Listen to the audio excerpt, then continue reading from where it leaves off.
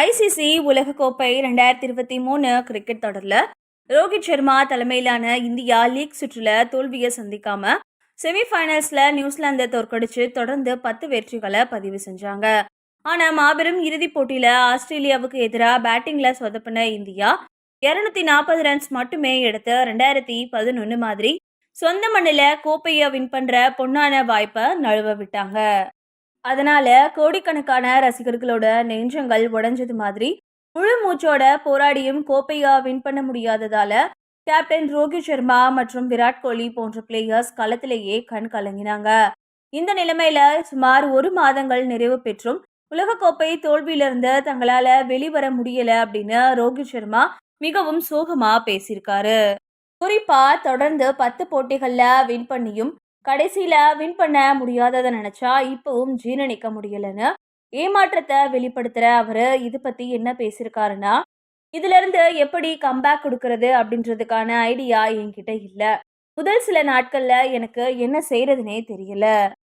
அந்த சமயத்துல குடும்பத்தினர் மற்றும் நண்பர்கள் சுற்றி இருந்தது ஓரளவு உதவியா இருந்துச்சு.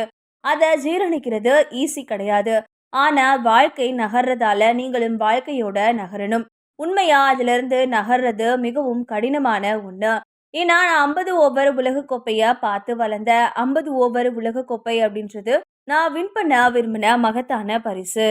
இதுக்காக கடந்த பல வருஷங்களா உழைச்சும் கடைசியில கோப்பைய வின் பண்ண முடியாதது ஏமாற்றத்தை கொடுக்காதா? அதை வின் பண்றதையே நீங்க கனவா பார்த்துருப்பீங்க. அதனால இப்போ அதை நினைச்சாலும் ஏமாற்றமும் எரிச்சலும் வருது. ஏன்னா எங்களால முடிஞ்ச அனைத்தையும் நாங்கள் வெற்றிக்காக கொடுத்தோம். ஒருவேளை என்ன தவறு நடந்தது அப்படின்னு யாராவது கேட்டா 10 தொடர்ச்சியான வெற்றிகளை நான் சொல்வேன். அந்த 10 போட்டிகள்லையும் நாங்க சில தவறுகள் செஞ்சிருப்போம். ஆனா அது போன்ற தவறுகள் எல்லா போட்டிகள்லையும் நடக்கும். நீங்க எப்பவுமே 100% கச்சிதமா போட்டிய விளையாட முடியாது. மாறா கச்சிதத்துக்கும் நெருக்கமா போட்டியை மட்டுமே விளையாட முடியும் அப்படின்னு சொல்லியிருந்தாரு. இதை தொடர்ந்து 2024 T20 உலகக்கோப்பையை வின் பண்றதுக்கான பயணத்தை இந்தியா துவங்கியிருக்கு. அதுல விராட் கோலி மற்றும் ரோஹித் சர்மா விளையாடுறது சந்தேகமா பார்க்கப்படுது.